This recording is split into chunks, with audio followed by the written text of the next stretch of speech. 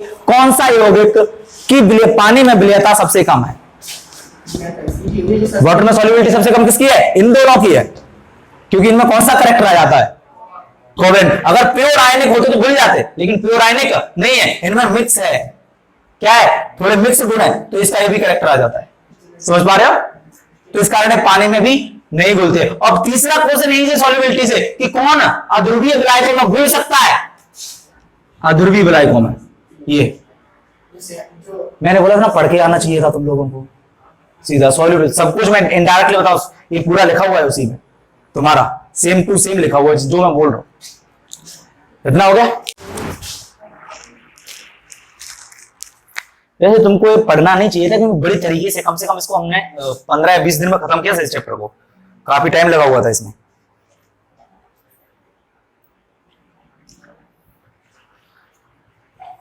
तो सीधा सीधा याद रखना है कि अगर कोवेलेंट करेक्टर है तो उसके एमपीबीपी कम होंगे, और अगर आयनिक करेक्टर है तो उसके एमपीबीपी ज्यादा होंगे। ठीक है, चलो मैं तुम लोगों को एक क्वेश्चन दे देता हूं, शायद कोई बता दे जल्दी। ज्यादा 10 सेकंड से ज्यादा वो मत बताना, लगाना टाइम। ठीक है,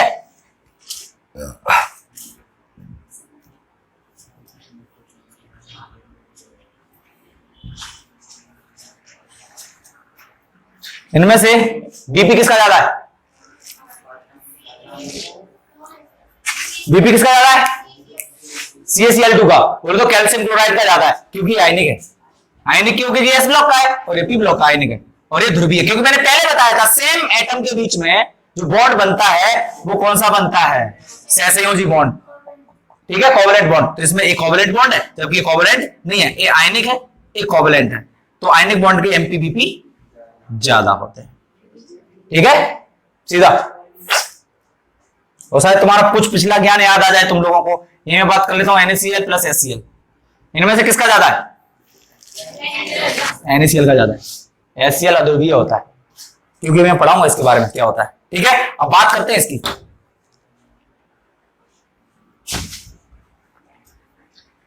सहसंयोजी गुण, सॉरी सहसंयोजी बंध।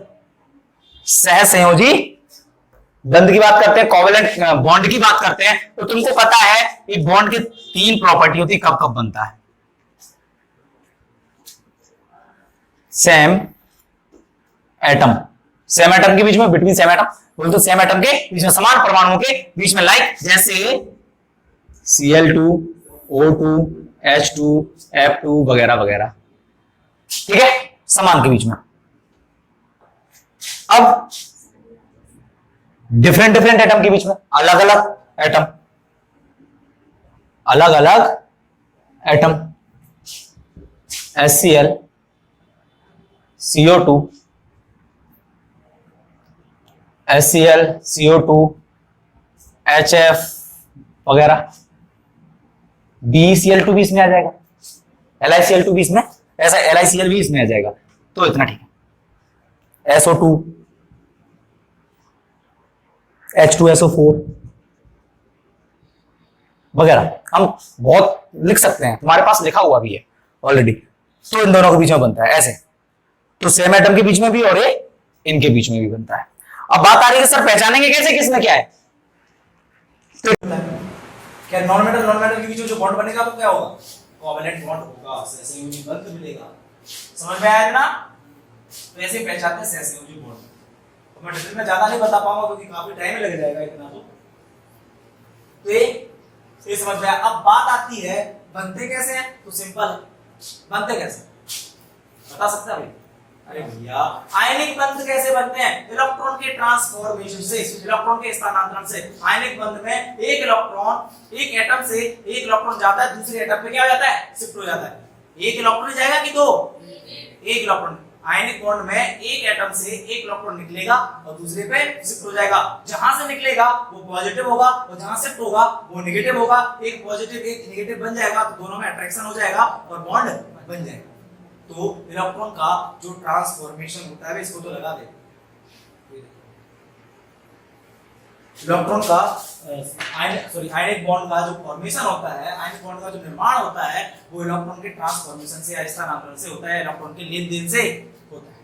ठीक है, अब दूसरा, अब कोवेलेंट कोवेलेंट बॉन्ड का निर्माण कैसे होता है, सहसंयोजी बंध का निर्माण कैसे होता है, इलेक्ट्रॉन की साझेदारी से। पीएटी का क्वेश्चन है अपना, इलेक्ट्रॉन की साझेदारी से। साझेदारी बोलो शेयरिंग, कि भाई एक दो दोस्त हैं, एक किताब ले आए, भाई 8 दिन तू ले ले, 8 दिन मुझे दे दे, जब मुझे जरूरत पड़ेगी मैं ले जाऊंगा, जब नहीं पड़ेगी नहीं ले जाऊंगा, लियो क्या छोड़ो। तो यहाँ एक कोवेलेंट बॉन्ड होता है जो सहसंयोजी बंध जो होता है वो कैसे बनता है, इलेक्ट्रॉन की शेयरिंग से। इलेक्ट्रॉन की किससे, शेयरिंग से। बोले तो इलेक्ट्रॉन की साझेदारी से, मतलब दोनों बराबर बराबर इलेक्ट्रॉन देंगे, बराबर काम करेंगे दोनों पार्टनरशिप में। किसमें, पार्टनरशिप में। ऐसे क्लोरीन की बात कर लेते हैं हम लोग, क्लोरीन की आउटर सेल में कितने थे, 7 इलेक्ट्रॉन थे, ठीक है। तो एक क्लोरीन बोल रहा तू मुझे एक दे दे, एक कहता नहीं तू मुझे एक दे दे, तो दोनों ने सॉल्यूशन निकाला कि भैया एक काम करते हैं, दोनों पार्टनरशिप करते हैं, एक एक इलेक्ट्रॉन बीच में रखा, जब तुझे जरूरत पड़ेगी तब तू ले लियो, जब मुझे जरूरत पड़ेगी जब हम ले लेंगे। तो इसके भी 8 ऐसे हो रहे हैं, इसके भी 8 ऐसे हो रहे हैं, तो इस चक्कर में ये वाला बॉन्ड बन जाता है Cl Cl। Clear, Cl Cl समझ में आया ना, ये नॉर्मल सी चीज है। अब एक बात जो कि पीएटी में पूछ ली गई है और बच्चे 2019 का क्वेश्चन है, हाय राम केमिस्ट्री की टॉपिक देखना जरा। बॉन्ड वैसे जो होते हैं ना जनरली बॉन्ड साइन 3 टाइप के होते हैं, सिंगल, डबल एंड ट्रिपल। तो एक बॉन्ड में कितने इलेक्ट्रॉन शामिल होते हैं, 2 इलेक्ट्रॉन, और डबल बॉन्ड में 4 इलेक्ट्रॉन, और ट्रिपल बॉन्ड में 6 इलेक्ट्रॉन, क्योंकि 3 इस साइड के और 3 इस साइड के, 2 इस साइड के 2 इस साइड के, एक साइड का एक साइड का, 6 इलेक्ट्रॉन। ये वाला आया था 2019 में। ट्रिपल बॉन्ड में कितने इलेक्ट्रॉन इन्वॉल्व होते हैं, 6। बच्चे बोलते हैं हाय राम केमिस्ट्री, मतलब ये नहीं पता तुम लोगों को है। तो समझ में आएगा। तो खैर छोड़ो, अब बात करें type of covalent correction, covalent bond, सहसंयोजी बंध के प्रकार। तो मैं तुमको बता दूं सहसंयोजी यौगिक जो होते हैं ना वो 2 टाइप के होते हैं। कितने टाइप के होते हैं, 2 टाइप के, एक नॉन पोलर और एक पोलर। बोले तो एक अध्रुवीय, एक। अच्छा एक बात बताइए, कोई आयनिक यौगिक, सपोज मैंने तुमको बताया लेकिन मैं यहां भी बताया नहीं, आयनिक यौगिक है। कौन सा यौगिक है, आयनिक कंपाउंड, आयनिक। अब वो आयनिक कंपाउंड किसी चीज में घुल रहा है, किसी चीज में घुल रहा है, माना कि पानी में घुल रहा है, तो पानी की वो कौन सी क्षमता है जो उसको घोल रही है, हाइड्रेशन एनर्जी नहीं है और कुछ है, परावैद्युत स्थिरांक, क्या कौन सा, डाइइलेक्ट्रिक कांस्टेंट, परावैद्युत स्थिरांक। तो किसी ध्रुवीय विलायक या पोलर सॉल्वेंट में घोलने की क्षमता किस पे डिपेंड करती है, डाइइलेक्ट्रॉन कांस्टेंट पे, परावैद्युत स्थिरांक पे। जिस विलायक का परावैद्युत स्थिरांक, जिस सॉल्वेंट का डाइइलेक्ट्रिक कांस्टेंट ज्यादा होगा वो उतनी ही जल्दी सामने वाले को घोल देगा। पानी का 81 होता है, कितना होता है पानी का, समझ पा रहे हो, पानी का 81 होता है। कभी कभी क्वेश्चन पूछ लिया था H2O एंड NH2, पूछेंगे भैया इनमें से कौन अच्छा विलायक है, कौन अच्छा सॉल्वेंट है, तो भैया बोलेगा कि भैया अच्छा सॉल्वेंट ही होगा। क्यों, क्योंकि इसका परावैद्युत स्थिरांक थोड़ा ज्यादा होता है, तो इसका थोड़ा कम होता है। तो ये थोड़ा ज्यादा घोलेगा और ये थोड़ा कम घोलेगा, ये ज्यादा ध्रुवीय और ये कम ध्रुवीय। इसका रीजन ही बताया था क्यों, लेकिन मैं भी आंसर नहीं दूंगा क्यों। अब क्यों दे देता हूं यार, ऑक्सीजन और नाइट्रोजन, इनमें से कौन ज्यादा इलेक्ट्रोनेगेटिव है, ऑक्सीजन। हाइड्रोजन जुड़ा हुआ इधर कितने लगे होंगे, एक बात बताओ, इलेक्ट्रॉन ज्यादा कौन खींचेगा, ऑक्सीजन नाइट्रोजन, ऑक्सीजन ज्यादा इलेक्ट्रॉन खींचेगा तो ज्यादा माइनस, इसमें ज्यादा पॉजिटिव, इन पे ज्यादा पॉजिटिव, इनमें ज्यादा पॉजिटिव, और दोनों इसमें ज्यादा माइनस।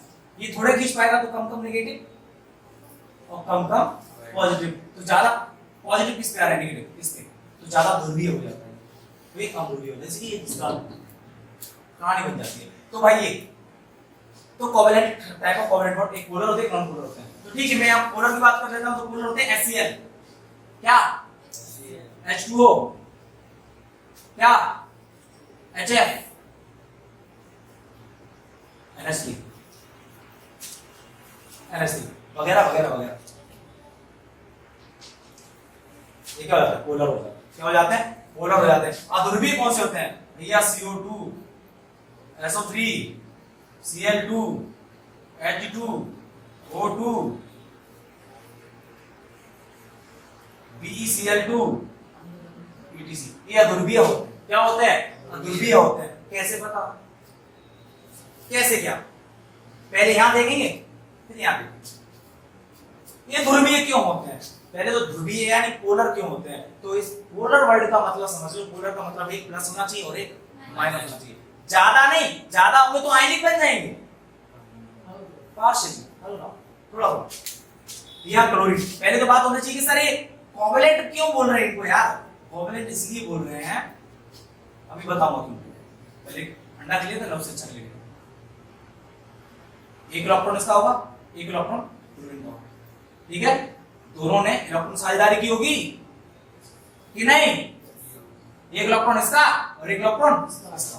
क्लोरीन ने पहला पूछना बोला यार हाइड्रोजन भैया यार एक इलेक्ट्रॉन रख लेते हैं, जिंदगी चलती रहेगी। हाइड्रोजन बोलता आओ कर ले। तो क्लोरीन थोड़ा स्मार्ट, कैसा था? स्मार्ट। तो तुमको पता है हाइड्रोजन और क्लोरीन में से इलेक्ट्रोनेगेटिविटी यानी विद्युत ऋणात्मकता यानी इलेक्ट्रॉन खींचने की क्षमता किसकी ज्यादा? हाइड्रोजन की या क्लोरीन की? क्लोरीन की ज्यादा होती है क्योंकि पी ब्लॉक है। क्लोरीन की ज्यादा होगी। तो इलेक्ट्रॉन ये अपने इलेक्ट्रॉन के साथ साथ अभी बीच में है, ये अपने के साथ साथ ये हाइड्रोजन के इलेक्ट्रॉन को भी अपनी साइड खींच लेगा। अपनी साइड क्या कर लेगा? खींच लेगा। तो जरा देखते हो इलेक्ट्रॉन किसी तरफ मूव कर रहा है? क्लोरीन की तरफ। तो इलेक्ट्रॉन उसकी तरफ जा रहा है तो उसमें हल्का नेगेटिव जाएगा, हल्का नेगेटिव आएगा। और जहां से जा रहा है इस पे हल्का पॉजिटिव आएगा। तो दो ध्रुव पैदा हो गए। क्या पैदा हो गए? दो ध्रुव। सर इसमें तो आयन है। मैं बोलूंगा हाँ बराबर आयन है। तो सर इसको आयनिक क्यों नहीं बोल रहे हैं? सेसेनिक क्यों बोल रहे हैं? इसमें तो आयन है। मैं बोलूंगा बेटा सेसेनिक इसलिए बोल रहे हैं क्योंकि ए भी गैस है और ए भी गैस है, यानी दोनों नॉन मेटल है। दोनों क्या है? Non metal. और नॉन मेटल के बीच में कौन सा बॉन्ड बनता है? कोवैलेंट। इसीलिए बोल रहे हैं। अगर यहाँ कुछ और होता, यहाँ Na होता तो ये मेटल है और ये नॉन मेटल है तो आयनिक बन जाता। लेकिन यहाँ सोडियम वगैरह कुछ नहीं है, यहाँ हाइड्रोजन भी चला रहा है। इसलिए नॉन मेटल के बीच में कौन सा बनता है? Covalent bond. ठीक है, समझ में आया ना? क्लियर? पक्का? ये सेम कहानी यहाँ होती है। सेम मैंने यहाँ बताया था। ये ऑक्सीजन की इलेक्ट्रोनेगेटिविटी ज्यादा होती है, हाइड्रोजन की इलेक्ट्रॉन अपनी साइड मूव कर लेगा, तो इसमें पॉजिटिव और इसमें नेगेटिव। सेम कहानी इसकी HFP। फ्लोरीन सबसे ज्यादा इलेक्ट्रोनेगेटिव है, हाइड्रोजन के इलेक्ट्रॉन अपनी तरफ खींच लेगा, उस पे नेगेटिव आ जाएगा और हाइड्रोजन पे पॉजिटिव आ जाएगा। लेकिन सर यहाँ क्या कांड होगा? यहाँ इस ए वाले तरीके से भी समझ सकते हैं और ए वाले तरीके से।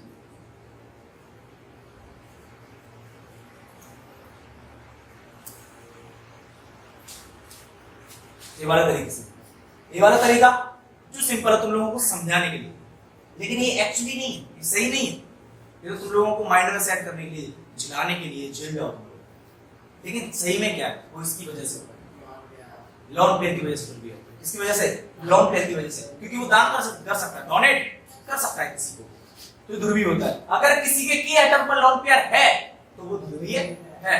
SO2 की बात कर लेते हैं। किसकी? दो लोन पेयर जिससे हो जा ध्रुवीय के। अगर ऐसा लॉन पेयर हुआ दो तो ये ध्रुवीय नहीं है, ये ध्रुवीय नहीं, ये ध्रुवीय नहीं। क्यों? क्योंकि ए और ए ये दोनों एक दूसरे के इफेक्ट को काट देंगे और ए ये दोनों एक दूसरे के इफेक्ट को काट देंगे। समझ पा रहे हो? तो अभी मैं तुम लोगों को बताऊंगा एक और। अब यहाँ SO3 SO2 की बात करें। सल्फर के आउटर सेल में होते 6 इलेक्ट्रॉन। कितने? 6। ऑक्सीजन के आउटर सेल में 6 इलेक्ट्रॉन।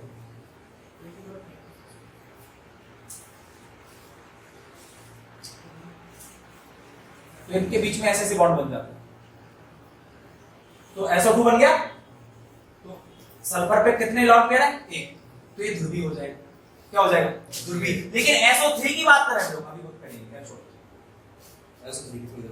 तो इतना समझ में आया ध्रुवीय क्यों बोला मैंने इनको? SO2 भी है इसमें एक लॉन पेयर। अब यहाँ CO2 जरा देखना, कार्बन के आउटर सेल में 4 इलेक्ट्रॉन होते हैं। अब अध्रुवीय का मतलब क्या होता है? अध्रुवीय मतलब जिसमें कोई चार्ज ना हो या उसके की एटम पर कोई लॉन पेयर ना हो। की एटम मतलब सेंट्रल वाला, आसपास वाला नहीं, सेंट्रल वाला। तो जरा देखते कार्बन के आउटर सेल में होते 4 इलेक्ट्रॉन। कितने इलेक्ट्रॉन? 4।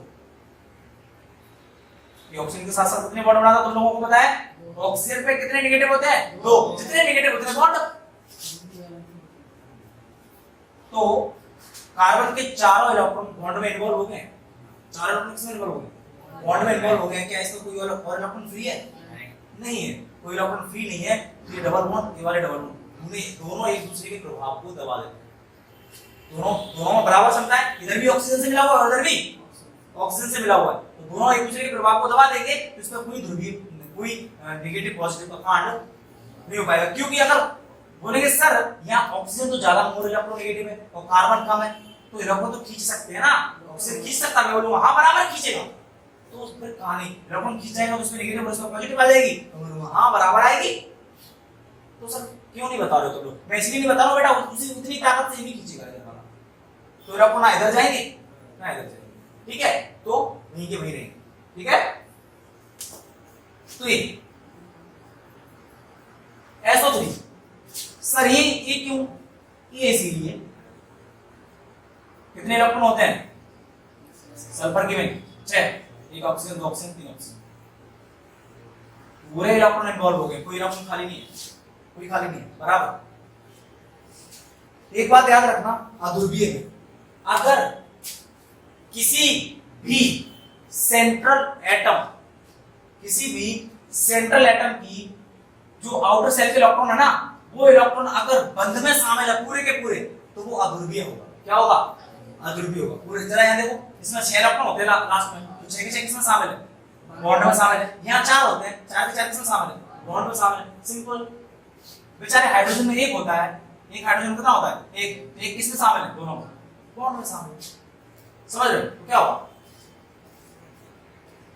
अध्रुवीय। और एक होता है तुम्हारा, ये है जिनोन। क्या है? जिनोन। कितने इलेक्ट्रॉन होते हैं लास्ट में? 8 इलेक्ट्रॉन। ये होते ना XeF4, ये कंडीशन होती है, ये अध्रुवीय होती है। पूछा गया क्वेश्चन XeF4 मतलब 4 फ्लोरीन है, 1 fluorine, 2 fluorine, 3 fluorine and 4 fluorine.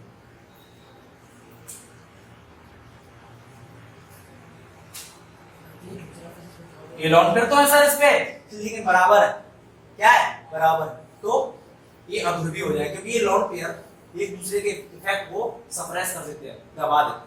ठीक है, अगर कहीं कंडीशन ये होती है XeF6, तो कंडीशन कुछ ऐसी होती है। एक लॉन्ग पेयर होगा तो ध्रुवीय होगा। ये ध्रुवीय है। ये क्या है? ध्रुवीय है।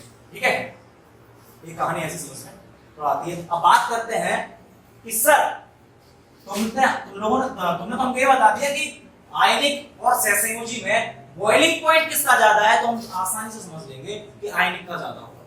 लेकिन सर अगर दोनों रख दिए, दोनों ध्रुवीय रख दिए, तो दोनों को रख दिए तो क्या बोलते हैं, दोनों सहसंयोजी रख दिए तो कैसे समझेंगे? जैसे कि तुम्हारा क्लोरीन और oxygen, Cl2 and O2 and H2। अब सर अब क्या करें?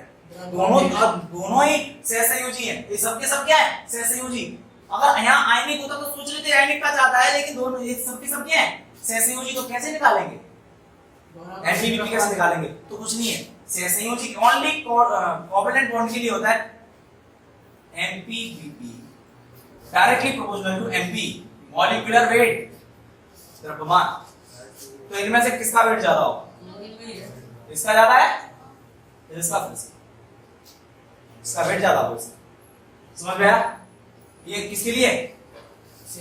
अध्रुवीय के लिए, सहसंयोजी में अध्रुवीय के लिए। अच्छा, समझ में आ गया? अगर सहसंयोजी रख दिए तो क्या करना है? अब सहसंयोजी कितने टाइप के होते हैं? 2 टाइप के। सर तुमने तो एक ही टाइप का लिया है, नॉन पोलर में। अगर सर ऐसा कर दिया तो एक O2 और एक HCl। चलो O2 की मैं Cl लूंगा,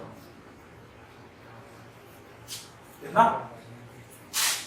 O2 HCl। चलो O2 और क्या कर दिया मैंने? HCl का थोड़ा वेट ज्यादा हो जाएगा, तो मैं कर देता हूँ H2। ठीक है, क्या कर देता हूँ? अब बताओ बेटा किसका ज्यादा है? O2 और एग्जामिनर ने ये दे दिया कि पहले तो सिंपल दिए थे, पहले तो आयनिक और कोवेलेंट दिया था, तो आयनिक का ज्यादा था। अब एग्जामिनर ने चालाक था, वो एक और दे दिया कि सबके सब कोवेलेंट रख दिए। अब बताओ किसका ज्यादा है, तो जिसका वजन ज्यादा है इसका उसका एमपीबीपी भी ज्यादा होगा। अब क्या किया, और सबके सब अध्रुवीय थे, अब कर दिया एग्जामिनर ने क्या, अध्रुवीय के लिए एक अध्रुवीय दे दिया और एक ध्रुवीय दे दिया। अब बताओ, तो यार सिंपल सी बात है, ध्रुवीय में प्लस माइनस होते हैं, आयनिक गुण पाया जाता है, तो आयनिक गुण जिसमें ज्यादा होगा तो एमपीबी भी उसके ज्यादा होगा। सिंपल, क्या आ रहा है समझ में, क्लियर। अब कहीं याद है यार Cl2 और NH3 किसका बॉइलिंग पॉइंट ज्यादा है, यार आंख बंद करके इसका ज्यादा है, क्यों, क्योंकि यार ध्रुवीय है, क्या है, पोलर लॉन्ग पेयर उसका। समझ में आया कितना कि नहीं आया, तुम्हारे उसमें लिखा हुआ है।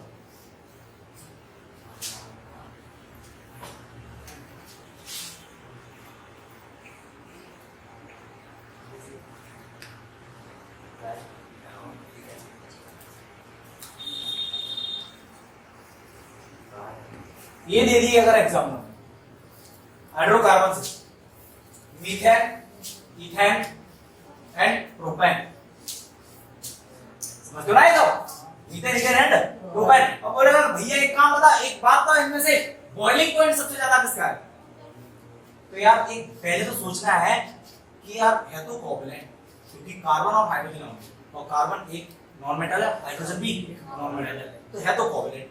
अब देखना है कोवैलेंट कितने टाइप के होते हैं, दो। कितने टाइप के, पोलर का एमपीबीपी कम होता है, सॉरी नॉन पोलर का एमपीबीपी कम होता है किससे, पोलर से, यानी अध्रुवीय का क्वाथनांक कम होता है, कोऑर्डिनेट बॉन्ड उपसय संयोजी बॉन्ड, तो क्या करें, उपसय संयोजी bond, coordinate bond, coordinate bond इससे संयोजी बंध। अब तो जैसा कि मैंने तुम लोगों को बताया था किस किस के बीच में बनता है,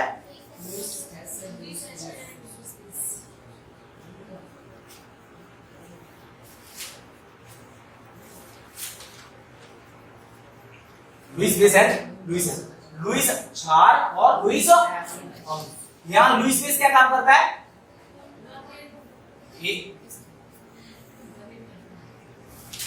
लॉन्ग पेयर इसको डोनेट करते हैं, क्या लॉन्ग पेयर डोनेट करते हैं। इलेक्ट्रॉन युग्म में हिंदी में बोलते हैं इसको इलेक्ट्रॉन युग्म, क्या बोलते हैं, अब तो इंग्लिश भी आती है साहब में, सही है,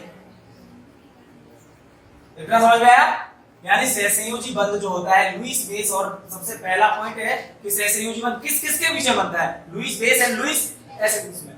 दूसरा पॉइंट कैसे बनता है, तो लॉन्ग पेयर के स्थानांतरण से, लॉन्ग पेयर के ट्रांसफॉर्मेशन से, एक जगह से लॉन्ग पेयर उठता है दूसरी जगह शिफ्ट हो जाता है।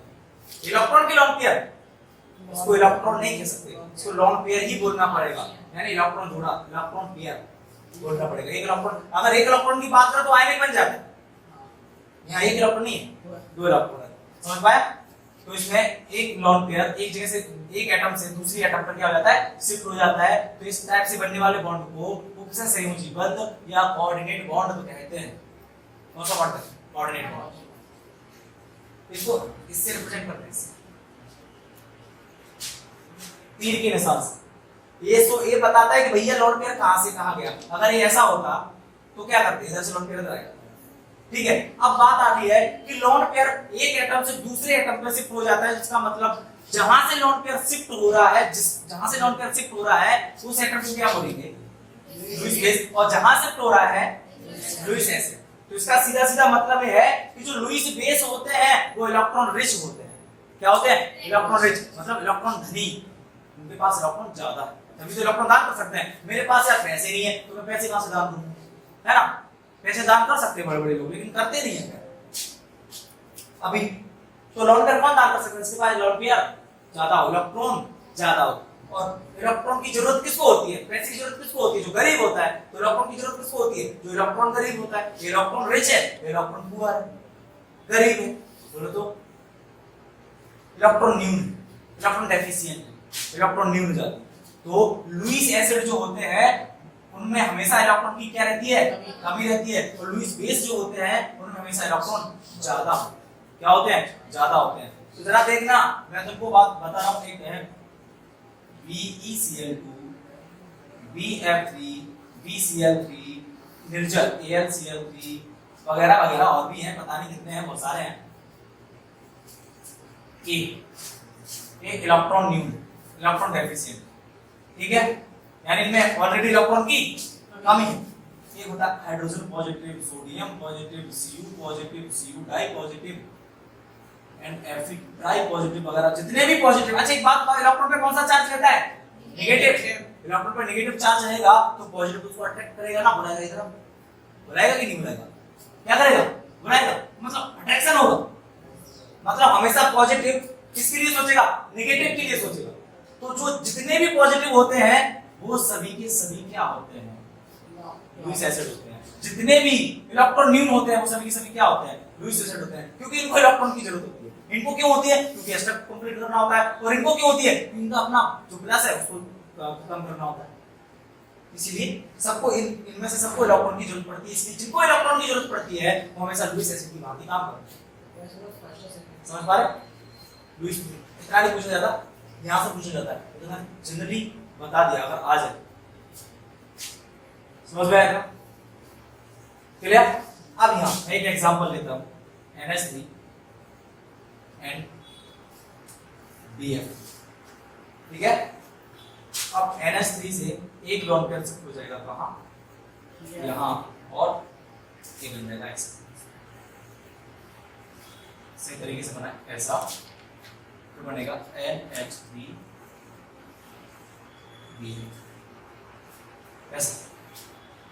ऐसा साइन आएगा। ये क्वेश्चन, ये वाला जो एग्जांपल मैंने दिया है ना, पीएटी में एक्सेप्ट रखा हुआ है, सीधा का सीधा। अब यहां बात बताइए मुझे, लुईस बेस की तरह काम कौन कर रहा है, NH3, अमोनिया इसको बोलते हैं। लुईस एसिड की तरह काम कौन कर रहा है, क्लियर। अब लुईस बेस बनने के लिए क्या जरूरी होता है, उसके की एटम पर कम से कम एक इलेक्ट्रॉन, एक लोन पेयर होना जरूरी होता है। क्या होना जरूरी है, एक लोन पेयर होना जरूरी है। तभी वो क्यों, अगर लोन पेयर नहीं होगा तो दांत के ठंडे करेगा, लोन पेयर होना जरूरी। समझ में आया, एक आने थोड़ी इस। अब एक चीज और शायद आईसीआर में मैंने पढ़ाया था, सॉरी लॉकडाउन लग गया था उसमें, थोड़ा सा लॉकडाउन लग गया था। तो इधर सेकंड एग्जांपल मैं लिख रहा हूं, हल्का सा प्यारा सा ही एग्जांपल है, कहीं अगर आ जाए पीईटी में तो बहुत अच्छा रहेगा, लेकिन नहीं आए तब भी अच्छा रहेगा। तो यहां AlCl3, AlCl3। अच्छा एक बात बताओ मुझे, ये तो सबसे इलेक्ट्रॉन है, इलेक्ट्रॉन ज्यादा है, इनपे क्या ज्यादा है, SO2, इसमें भी लोन पेयर है। क्या CO2 पे लोन पेयर है, नहीं होता है, चार ही होते हैं, 4 इसमें। ये भी लुईस बेस की तरह काम करेगा, है ना। H2O भी लुईस बेस की तरह काम करेगा, क्योंकि इनमें दो लोन पेयर होते हैं। अब इधर मैंने एक नेगेटिव ले लिया, X negative. X negative mean बोलो chlorine negative, fluorine negative, bromine negative, iodine negative. ये नेगेटिव ले लिया।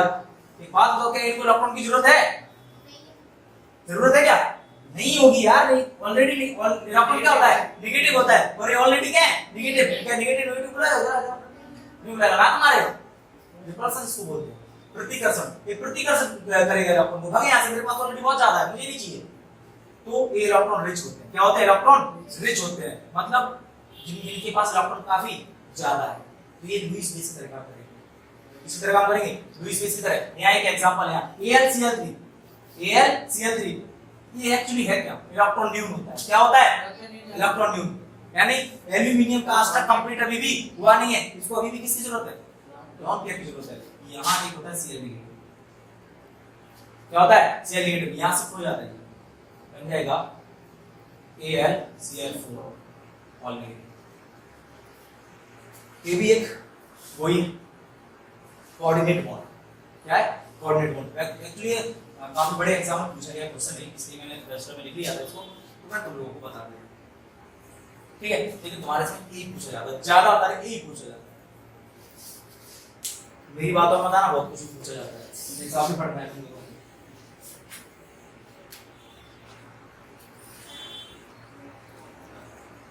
अच्छा एक बात बताओ मुझे,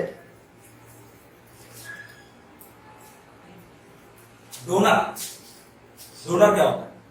दान करने वाला, दाता जिसको बोलते हैं डोनर। तो यहाँ लोन पे डोनर कौन है? Lewis base. और डोनर होने के लिए रिच होना जरूरी होता है, अमीर होना जरूरी होता है। क्या होना जरूरी होता है? अमीर।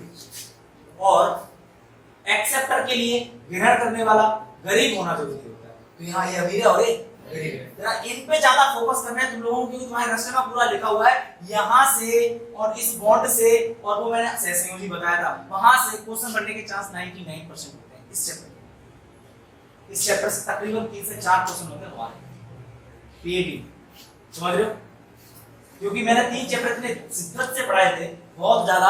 अगर कोई है माइकल लाल जो बता सके इसका स्ट्रक्चर कैसा होता है H2SO4 का, और है माइकल लाल? तू माइक की लाडली, बता जल्दी जल्दी बताओ बना के, अभी देख के नहीं बताता है।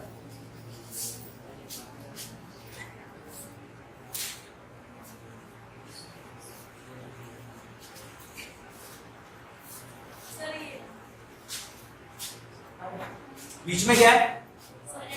एस। अब इधर क्या लगाओ? इधर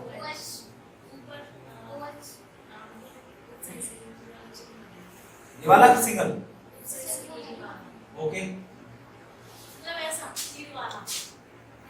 ये ओएच। ओके, ओ और ये वाला सही में? सही में ही है।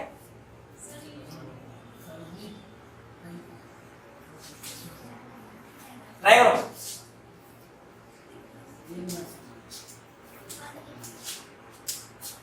कंफर्म नहीं है? सही में ये समझ में आया ना? ये इसका H2SO4 है, इसका H2SO4। वहां अब बच्चे बोल रहे होंगे सर ये क्या कर दिया सल्फर। यहाँ एक लॉजिक तुम्हारे माइंड में एक क्वेश्चन क्रिएट करता हूँ मैं, मजा आएगा।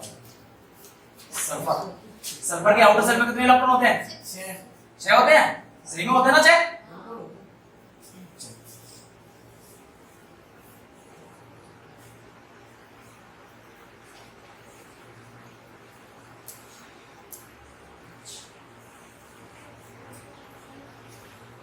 समझ में आ रहा है? सर यहाँ ये वाला बॉन्ड बनने की क्या जरूरत थी? यहाँ आई भी तो बनाया जा सकता था, डबल भी तो बनाया जा सकता था, है? तो डबल बनाया जा सकता था। तो सर ये बॉन्ड बनने की क्या जरूरत थी? कोई बता सकता है क्या? सोचो सोचो, सिंपल सा लॉजिक है, भी दिख रहा है मुझे। अरे यार, बॉन्ड बनाने का मतलब क्या होता है? एक इलेक्ट्रॉन कंप्लीट, एक इलेक्ट्रॉन। अगर भाई ऐसा कर लेता तो जरा देखो इसके आउटर सेल में कितने इलेक्ट्रॉन आ रहे हैं? 2 2 4, तो 4 और 4 8 और 12 इलेक्ट्रॉन आ रहे हैं यार। कितने आ रहे हैं यार? रूल ही टूट जाएगा। ऑक्टेट कंप्लीट होने के बाद भी रूल टूट जाएगा। ऑक्टेट से औकात से ज्यादा आ गया ना आपको। लेकिन इसको एक्चुअली कितने इलेक्ट्रॉन थे इसमें? 6 है ना? कितने हैं? 6 है। तो 8 कंप्लीट करने के लिए कितनी की जरूरत है? 2 की। तो 2 ये मिल तो रहे भैया, एक इधर का एक इधर का, होगा यार? हो गया ना? और इसने डॉट पे डाउनलोड नहीं, सॉरी क्या बोलते हैं, इलेक्ट्रॉन डोनेट कर दिया। इतना हो गया ना? तो समझ में ऐसा क्यों नहीं बनता? ऐसा इसलिए नहीं बनता क्योंकि यहाँ औकात से ज्यादा आ रहा है इलेक्ट्रॉन। और ऐसा इसलिए बनता है कि यहाँ औकात के हिसाब से देखना पड़ता है सब कुछ। समझे? समझ में आया कुछ? यहाँ अब ये बता सकता है कोई? हाँ,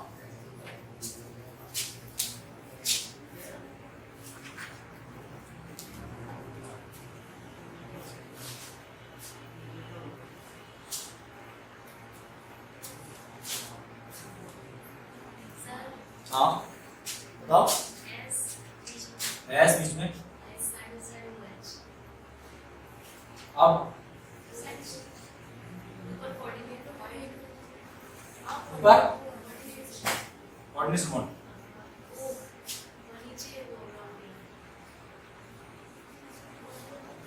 सही है, सही। अगर यहां मैं ऐसे बात करूं अब क्या करूं? तो पूरा ले लेंगे सर और यहाँ कुछ नहीं, एक और हाइड्रोजन लग जाएगा और कुछ नहीं, एक और लग जाएगा, ये बात समझे? कुछ नहीं, ये एक्चुअली में आते हैं क्या पूछने को आते हैं कि किस में सहसंयोजी और उपसहसंयोजी दोनों है, तो भैया जामे और बामे दोनों में। क्यों? हाइड्रोजन और ऑक्सीजन के बीच में क्या है? सहसंयोजी, ये भी सहसंयोजी, ये भी सहसंयोजी और ये भी, तो ये दो, ठीक है? क्योंकि ये समझा कैसे, दोनों गैस है, ओ नॉन मेटल के बीच में क्या बनता है? कोऑर्डिनेट बॉन्ड, उपसहसंयोजी। समझ में आया इतना? समझ में आया कि नहीं? ओके। अब एक हाइड्रोजन बॉन्ड होता है, जानते हो?